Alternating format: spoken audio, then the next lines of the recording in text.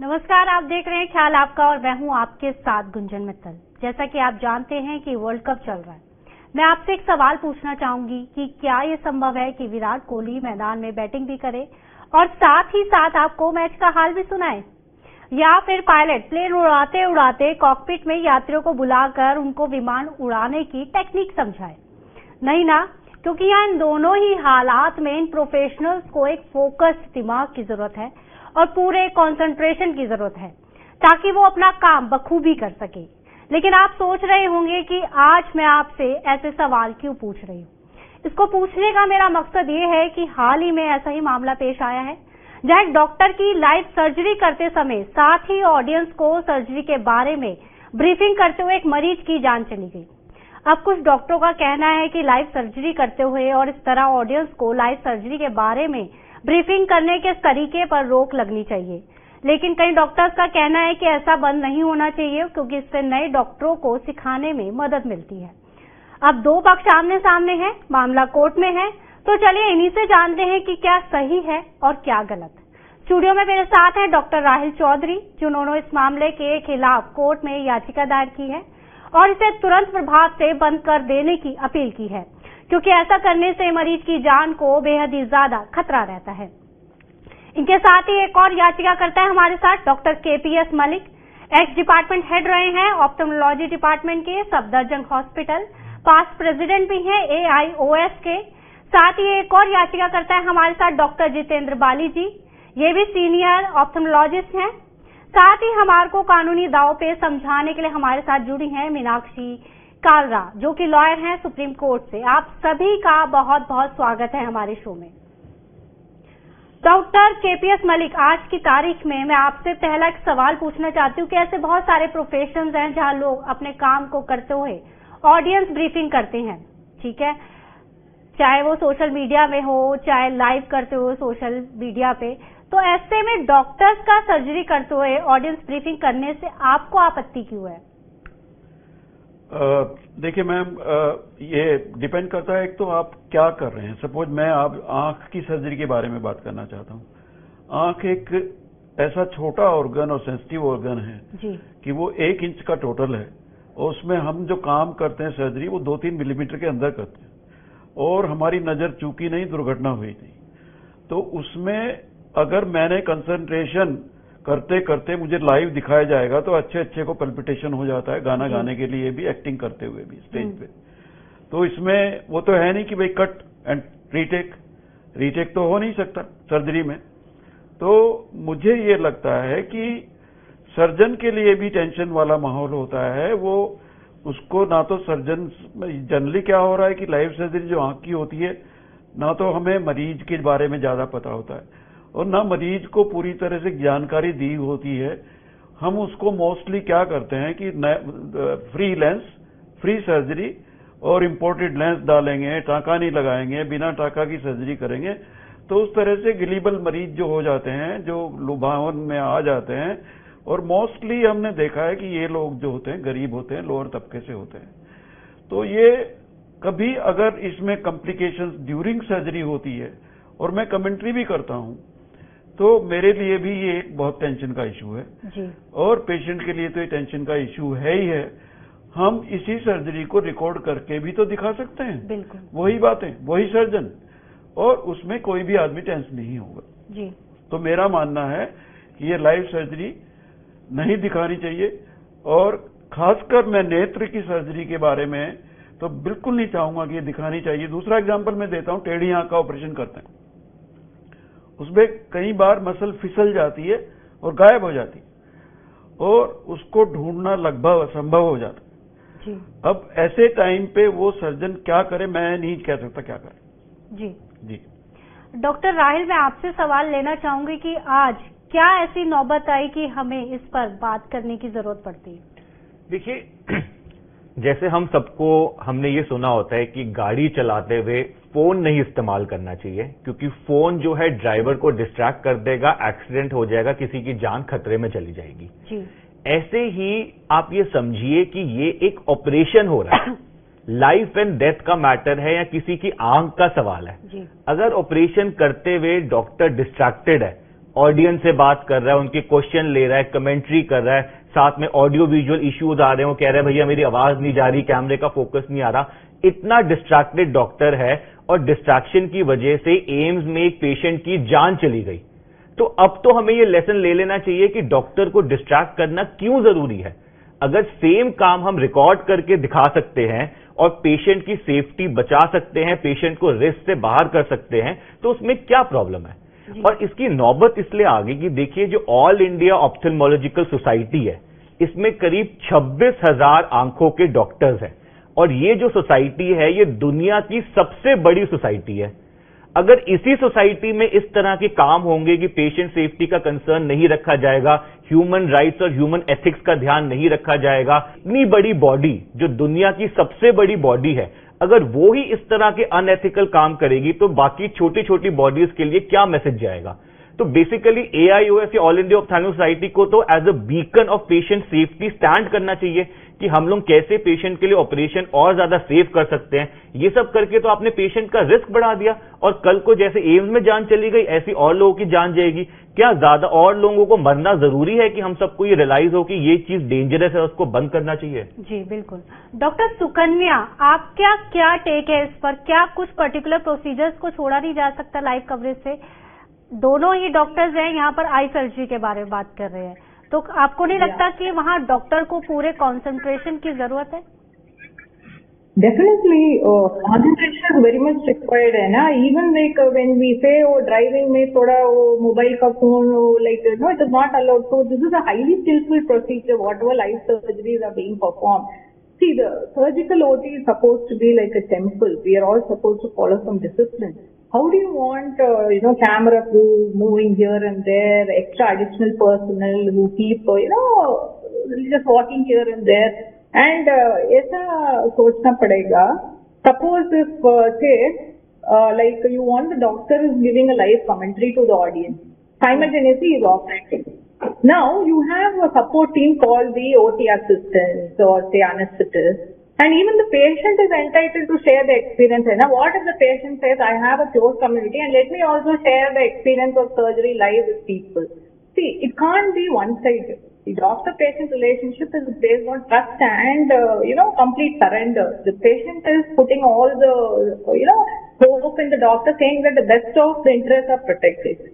But if at all there is a distraction element, it is not in terms of upholding the patient safety. That is the issue all about. There is something called a pre-recorded live demonstrations exercise. They are also equally good educational tools. Our only consensus is that you can still have a teaching tool, but let it be pre-recorded. Let it not be live. Okay. एक चीज मैं गुंजन और add करना चाहता हूं इसमें। देखिए, live surgery कराने का पर्पस क्या है, क्यों ये सोसाइटीज लाइव सर्जरी करा रही है? ये तो हम सब समझते हैं कि डॉक्टर डिस्ट्रैक्टेड है, पेशेंट को रिस्क बढ़ जाता है, फिर भी आप लाइव सर्जरी करा रहे हो। तो बेसिकली ये जो सोसाइटीज हैं, ऑल इंडिया ऑप्थेल्मिक सोसाइटी, ये लाइव सर्जरी इसलिए करा रही है क्योंकि इनको दो जगह एडवांटेज होता है। पहला एडवांटेज होता है कि जो सर्जन लाइव सर्जरी कर रहे हैं उनको एज अ हीरो दिखाया जाता है, उनको ग्लैमराइज करा जाता है, ग्लोरीफाई करा जाता है कि देखो जी ये बहुत बड़े सर्जन हैं। तो एक तरह से जो डॉक्टर है वो अपनी प्रमोशन कर सकता है। और दूसरा जो है, लाइव सर्जरी करने के लिए ये सब पैसे लिए जाते हैं। एक लाइव सर्जरी करने के लिए ऑल इंडिया ऑप्थेल्मिक सोसाइटी में 5 लाख रुपए लिए जाते हैं और इस बार 30 सर्जरी करी गई तो 1.5 करोड़ रुपए की अर्निंग आई।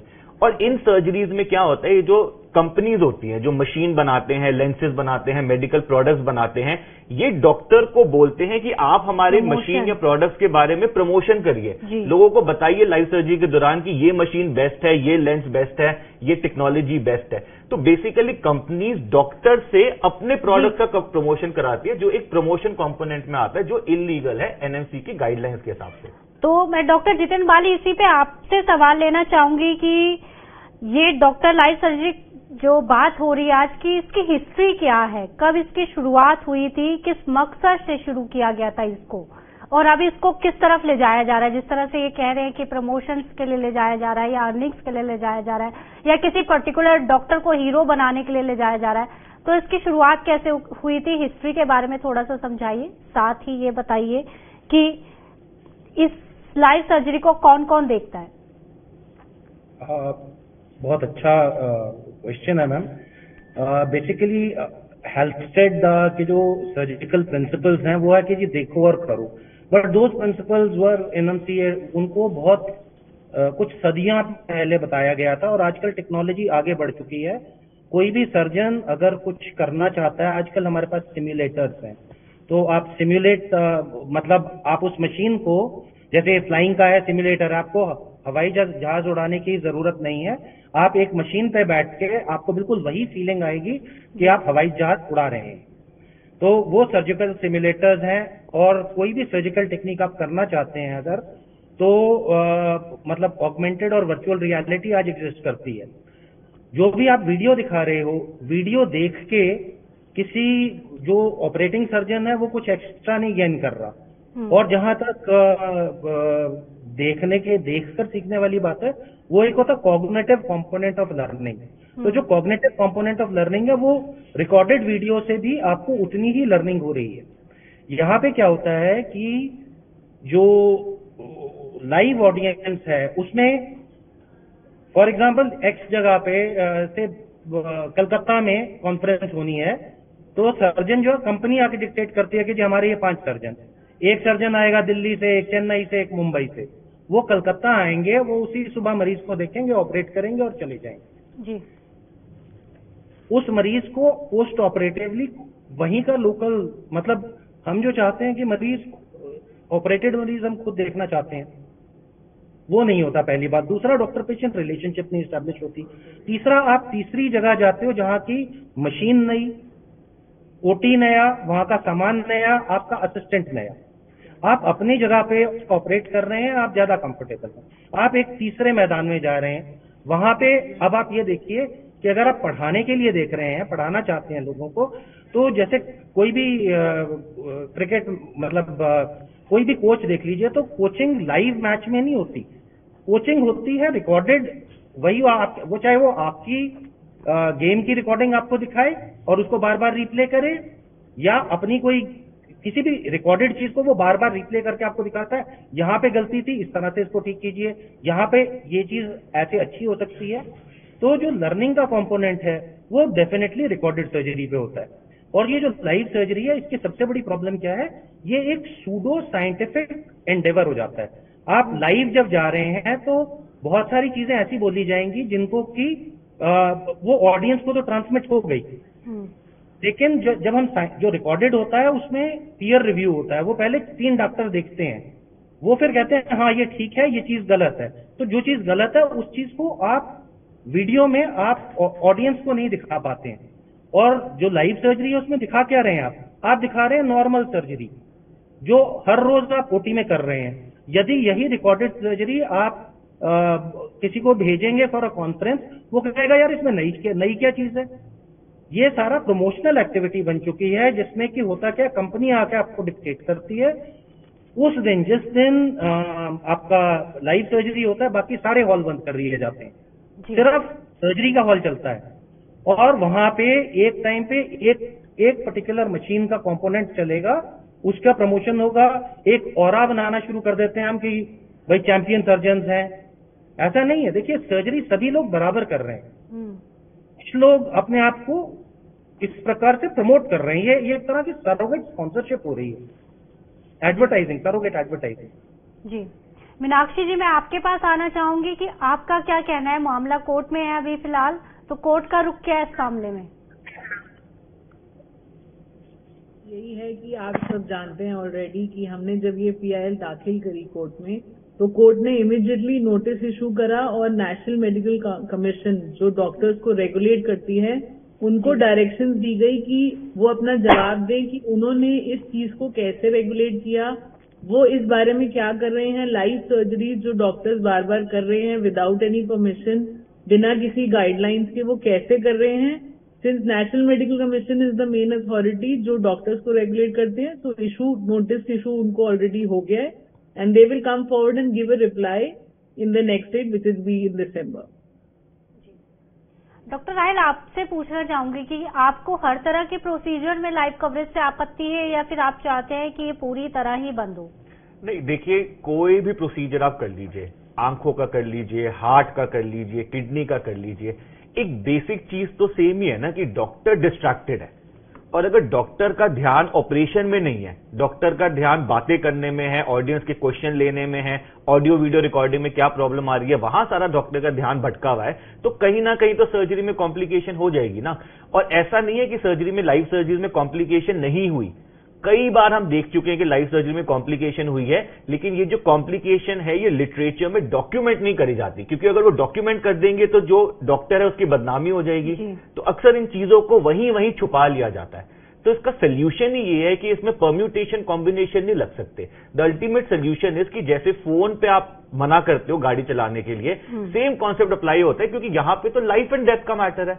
डॉक्टर सुकन्या, आप सबकी दलीलें सुन रहे हैं, तो आपकी कोर्ट में क्या दलील है? क्या एक जान काफी नहीं इसे रिस्की बताने के लिए? क्या आप चाहते हैं कि फ्यूचर में ऐसी और भी घटनाएं घटें, या नए डॉक्टर्स को सिखाने का इससे और नया तरीका कुछ भी नहीं है? क्यों किसी की जान को जोखिम में डाला जाए, आप ये बताइए। See, generally all these surgeries, and there is also one more thing I wanted to add. There is something called as informed consent bolting. Like when you actually operate, prior to a procedure, एक things क्या है, the risk part of it should be explained in the form of a consent. वो informed consent बोलती हूँ। उसमें we have to be explicit about who is performing surgery, what are the complications of surgery, distraction में like what will be the outcome, the potential outcome because of distraction, what is the trade interest, इसमें वो financial interest क्या है, वो पूरा we have to actually enumerate. अभी तो क्या है, we are not having proper regulatory framework, अभी तो नहीं है. The problem with live surgery is वो अच्छा teaching tool है, इसमें कुछ there is no doubt, but there are equally good and better teaching tools than live demonstration. That is our take. So having said that, we have to understand that the consent also has to be customized. Regulatory framework has to be very stringent, because at the end of the day it is patient safety. Who is the patient? He may be even from a vulnerable group, है ना? Not necessarily that you get to operate only on socially very affordable patients. Sometimes we do get patients from all walks of life who are a part of this demonstration.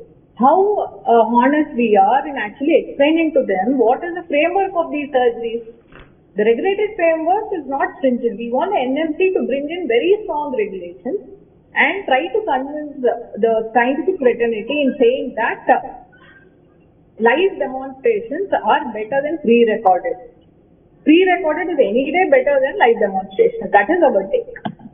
जी मीनाक्षी, आप हमें समझाएं कि court क्या फैसला ले सकता है आने वाले टाइम में। क्या आपको लगता है कि आने वाले समय में इस तरह की कवरेज बंद की जा सकती है? जी, जैसे सुकन्या मैम ने ऑलरेडी बोला कि एनएमसी इज द बॉडी जो रेगुलेट करती है इन सब गाइडलाइंस को, जिसकी ड्यूटी है इन सब गाइडलाइंस को बनाने के लिए।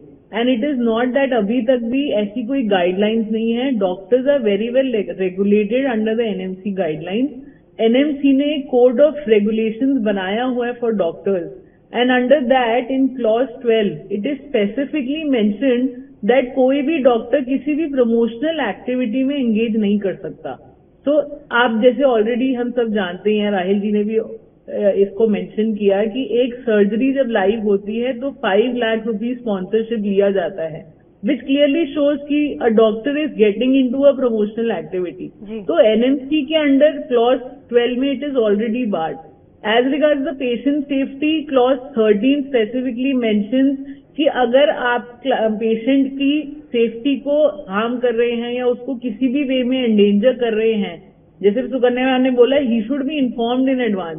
क्या होता है, जाहिर सी बात है कि जो नीचे तबके के लोग होते हैं, जो गरीब होते हैं, उनको ये लालच दिया जाता है कि आपकी सर्जरी फ्री में होगी और आप पार्टिसिपेट करिए। और जब वो पार्टिसिपेट करते हैं उनको नहीं पता होता कि उनकी सर्जरी परफॉर्म करते हुए doctor will be interacting with a lot of people. This has to be there, this has to be communicated, because you are putting the patient at risk. So NMC regulations are there, but they have to be regulating the live surgery broadcast also, and that is what the court is looking into.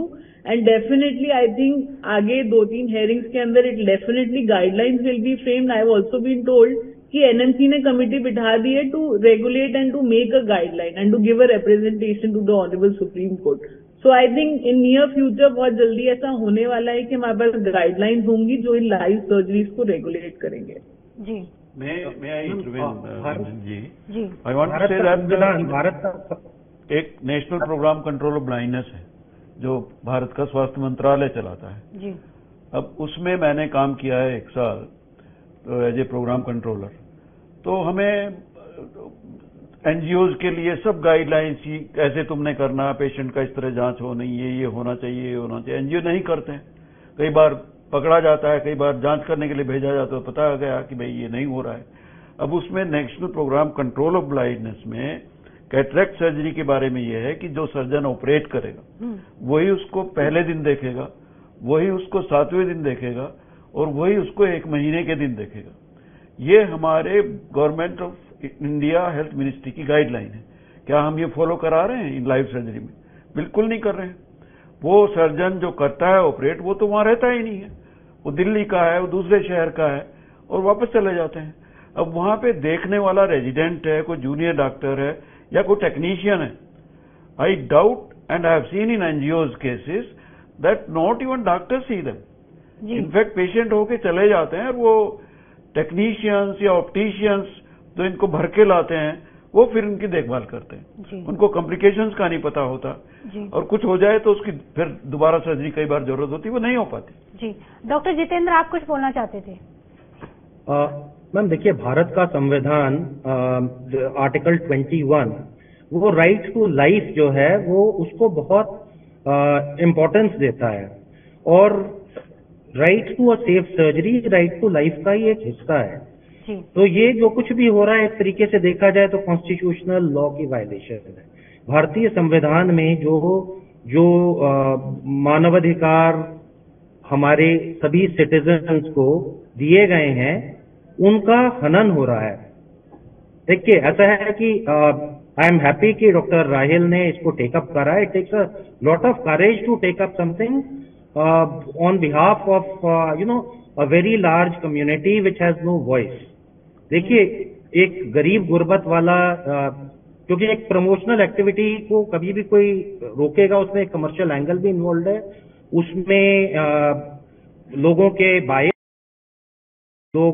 मतलब conflict of interest भी है और basically जो right to safe surgery है वो restore करना जरूरी है। एक टस्केजी सिफिलिस स्टडी हुई थी अमेरिका में, उसमें भी इसी तरह से बहुत सारी वायलेशंस हुई थी और फिर उसके कुछ सालों बाद उसमें हुआ ये था कि हमारे पास एक इलाज अवेलेबल था लेकिन सिर्फ स्टडी करने के लिए वो इलाज नहीं दिया गया। उसके बाद कुछ दशकों बाद वहां पे बेलमोंट कमेटी करके बैठी और एक Belmont report I which is the bedrock of clinical ethics in research. और मुझे लगता है कि ये जो डॉक्टर राहिल ने पहल की है और जिस प्रकार एपेक्स कोर्ट ने इसका संज्ञान लिया है, आई एम रियली हैप्पी। मुझे लगता है कि भारत के सभी गरीब गुर्बत वाले मरीजों की पेशेंट राइट्स का फाइनली एक सेवियर खड़ा हुआ हमें शायद मिलेगा इसके बाद। जी डॉक्टर राहिल, मैं आपसे एक सवाल पूछना चाहती थी इससे पहले कि ये जो सर्जरी होती है किसके लिए कंडक्ट की जाती है? क्या इसमें कोई नई टेक्निक सिखाई जाती है या फिर ये सर्जरी आगे चलकर एक इमरजेंसी कंडीशन में एक एग्जाम्पल बन सकती है? नहीं, ये सर्जरी जो मेनली सर्जरी करी जाती है वो सिंपल केसेस की करी जाती है जिसमें कॉम्प्लिकेशन के चांसेस कम होते हैं, ताकि बहुत ज्यादा कॉम्प्लिकेटेड आप सर्जरी दिखाएंगे तो ज्यादा कॉम्प्लिकेशन होगा और फिर जो सर्जन है वो एक तरह से हीरो नहीं बन पाएगा। देखिए, हम सारे लोगों को ये बताना चाहते हैं कि हम एजुकेशन के खिलाफ नहीं है। हम चाहते हैं कि हमारी कंट्री में लोग और एजुकेट हो, हमारी कंट्री और आगे बढ़े, लेकिन पिछले 82 इयर्स में आज तक कभी एआईयूएस में लाइव सर्जरी नहीं हुई। तो आज तक सारी एजुकेशन हो रही थी ना, अब एकदम से आपको इसको लाने की क्या जरूरत है? एंड साथ ही साथ मैं ये पॉइंट हाईलाइट करना चाहूंगा कि जो प्री रिकॉर्डेड वीडियोस हैं वो लाइव सर्जरी से बेटर क्वालिटी की टीचिंग इंपार्ट कर सकते हैं। तो क्यों आपने जबरदस्ती लाइव सर्जरी को करवाना है और पेशेंट की जान को खतरे में डालना है? बिल्कुल भाई, जब सेम काम हम बिना जान को खतरे में कर सकते हैं तो हम क्यों नहीं शिफ्ट कर रहे?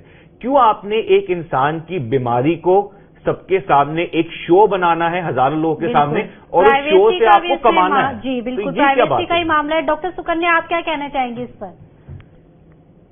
We should ultimately understand that education tool is okay. I mean, patient-doctor relationship mein there is an entity called patient. When you talk about educational tool, that means it is for the benefit of the scientific fraternity. You're talking about the educational tool as an advantage. But what is the advantage for the patient? When compared to a pre-recorded demonstration, which is unedited video, you're putting the patient to a slightly more risk when it comes to live demonstrations, and we are against it.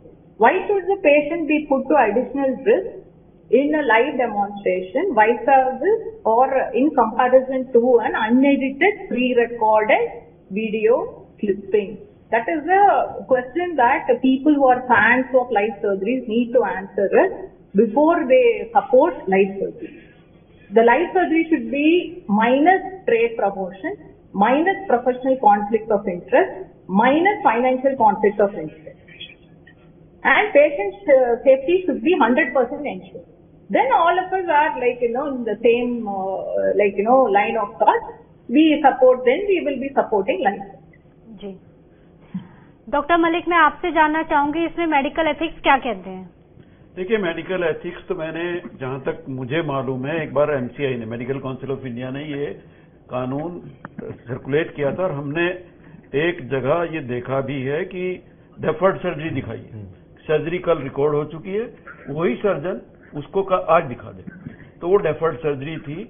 तो वो हम चाहते हैं कि वही लागू किया जाए, और एमसीआई अपने कागजों में ढूंढेगी, जो आज नेशनल मेडिकल कमीशन है, तो कागज उनको मिल जाएंगे कि भाई डेफर्ड सर्जरी पहले भी एमसीआई ने रिकमेंड किया हुआ है। और मैं तो जैसे एक अध्यापक होते हुए, टीचर होते हुए, प्रोफेसर होते हुए मेडिकल कॉलेजों में 51 साल से पढ़ाता आया हूं, तो मैं तो एक ही तरीका जानता हूं कि मैं अपने पीजी स्टूडेंट को अपने साथ उसको एक स्टेप देता हूं, वो इनकरेक्शन होता है तो करेक्ट करता हूं, फिर उसको बैठा देता हूं, फिर मैं हट जाता हूं, फिर उसको देता हूं। तो करेक्ट तरीका तो सिखाने का ये होता है। एक चीज मैं ऐड करना चाहूंगा कि बड़े बड़े शहर, बड़े बड़े देश, developed nations, America, Europe, Australia, New Zealand, Arab countries, इन सब ने लाइव सर्जरीज को बैन कर दिया है कि इससे पेशेंट को रिस्क है। लेकिन इंडिया में क्योंकि किसी को पैसे कमाने हैं और आपने किसी की बीमारी का शो बना के पैसा कमा लिया, ये तो गलत है ना। This is wrong, this is unethical. जी डॉक्टर बाली, आप कुछ कहना चाहेंगे? हाँ जी मैम, एथिक्स के जो प्रिंसिपल्स हैं उनमें जो मेजर 4 प्रिंसिपल्स हम गिनते हैं। पहला होता है बेनिफिशियंस, के आप जो भी काम करें उससे मरीज को भला हो। सेकेंड प्रिंसिपल होता है नॉन मैलेफिशियंस, उसका मतलब होता है कि भला ना हो तो कम से कम उसका कोई खराबी ना हो। और उसी में एक बहुत बड़ा प्रिंसिपल होता है प्राइमम नॉन नोसियर, कि फर्स्ट डू नो हार्म। आपके एक्शन से मरीज का बुरा नहीं होना चाहिए। और उसके बाद होता है कि रिस्क बेनिफिट रेशियो देखिए आप जो इलाज कर रहे हैं उस मतलब आपका इलाज या तो डिजीज को बेटर करे या उसको क्योर करे। If your cure is worse than the disease, या आप वही इलाज एक कम रिस्क पे दे सकते हो, तो you have no right to expose the patient to a higher risk. कहने का मतलब ये कि जितने रिस्क से उसका ठीक हो सके, कम से कम रिस्क से, उतनी ही आप ट्रीटमेंट दीजिए, उतनी ही आप सर्जरी कीजिए। तो ये वाला जो देखिए ऐसा है कि एजुकेशनल टूल, तो उससे better educational tool already exist कर रहा है जी। अगर बेनिफिट देखते हैं आप, तो बेनिफिट सर्जरी दे रही है, उसका लाइव टेलीकास्ट या उसका टीचिंग नहीं दे रहा। रिकॉर्डेड वर्जन, आज से 50 साल पहले recording was not so easy and so simple. आज टेक्नोलॉजी इंप्रूव कर चुकी है।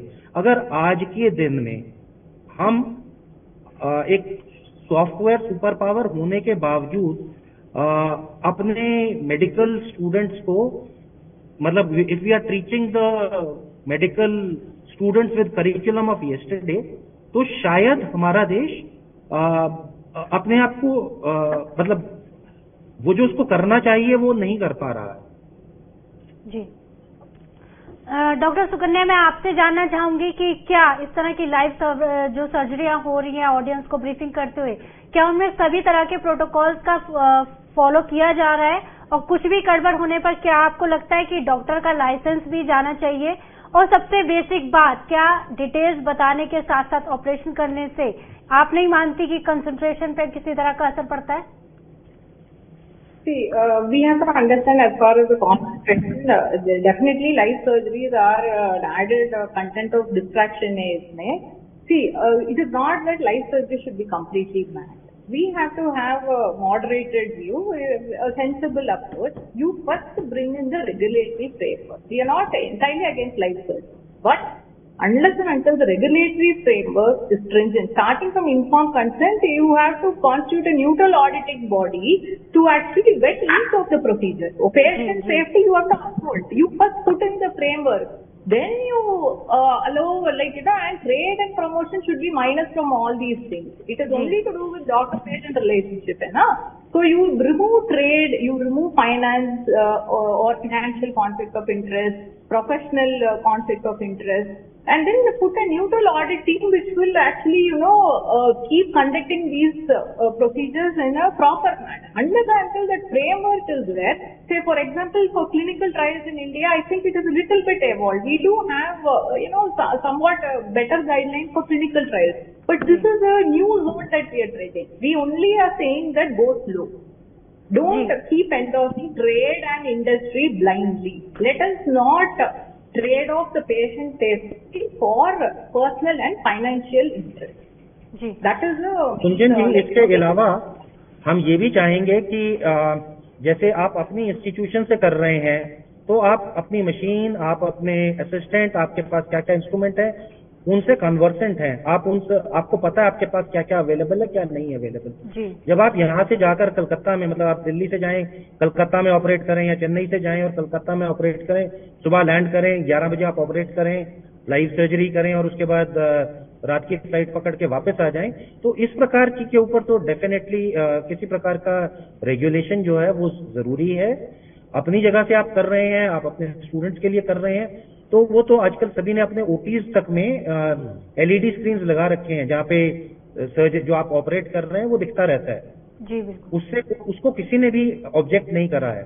सिर्फ ये जो लाइव ट्रांसमिशंस किए जा रहे हैं और डॉक्टर्स अपने प्रमोशन के लिए या कंपनीज अपने प्रमोशन के लिए हमारे ये वाले सर्जन हैं, ये वाली मशीन है, उसके ऊपर ज्यादा फोकस है। जी बिल्कुल। मीनाक्षी, मैं आप समअप करना चाहूंगी पूरे शो को। मैं आपसे जानना चाहूंगी कि मैं मानती हूँ कि पेशेंट का कंसेंट लिया जाता है, पर अगर पेशेंट नहीं चाहता या बाद में उसको कुछ हो जाता है तो क्या ह्यूमन राइट्स का मामला बन सकता है और आगे कोर्ट क्या फैसला ले सकता है? जैसे आपने सही बोला कि जब पेशेंट अपनी कंसेंट देता है तब उसको ये नहीं पता होता कि आगे मेरे साथ क्या होने वाला है, बिकॉज उसको नहीं पता कि लाइव सर्जरी ब्रॉडकास्ट होगी उसकी सर्जरी। बट कानून में ऑलरेडी प्रोविजंस हैं। There is a consumer protection act जिसके अंदर अगर कोई भी डॉक्टर मेडिकल नेग्लिजेंस करता है और सर्विसेज प्रॉपरली नहीं देता है, a patient has a right to file a civil case under the consumer protection act. Under the IPC criminal action भी बनता है डॉक्टर के against because of the medical negligence committed. अगर किसी भी वे में डेथ हो जाती है तो इनफैक्ट 304A का प्रोविजन है आईपीसी के अंडर, जिसमें even a doctor can be arrested and be held convicted for this offense of making somebody kill. Otherwise human rights के अंदर भी वायलेशन डेफिनेटली है, तो ह्यूमन राइट्स कमीशन में भी वो एक कंप्लेंट डाल सकते हैं। तो एक पेशेंट के पास सिविल, क्रिमिनल और ह्यूमन राइट्स तीनों के प्रोविजन है, सावधान है, जिसके अंडर वो कोर्ट को अप्रोच कर सकते हैं। जी, और फाइनल में रुख क्या होगा कोर्ट का, आप क्या कहती हैं? मेरे को जाहिर सी बात है, अभी I am not in the position to comment कि कोर्ट किस वे में जाएंगे, but it can be definitely seen कि NMC will definitely come up with guidelines, जो हम सब आई थिंक जाहिर से एग्री भी करते हैं कि एनएमसी को इसमें गाइडलाइंस बनाने की बहुत आवश्यकता है, क्योंकि डॉक्टर्स अगर एक लाइव सर्जरी ब्रॉडकास्ट कर रहे हैं, प्रमोशनल एक्टिविटीज में इन्वॉल्व हो रहे हैं और फॉर कमर्शलाइजेशन पर्पसेस अगर अपनी सर्विसेज को दे रहे हैं, तो regulations have to be there, and I think NMC will definitely set up a committee and form guidelines so that Supreme Court जब इसको directions में आंसर करे, जवाब मांगे, तो NMC के पास प्रॉपर आंसर होगा। जी, तो मामला कोर्ट में है। आप सभी का बहुत बहुत शुक्रिया हमारे साथ जुड़ने के लिए और अपना समय निकालने के लिए कीमती।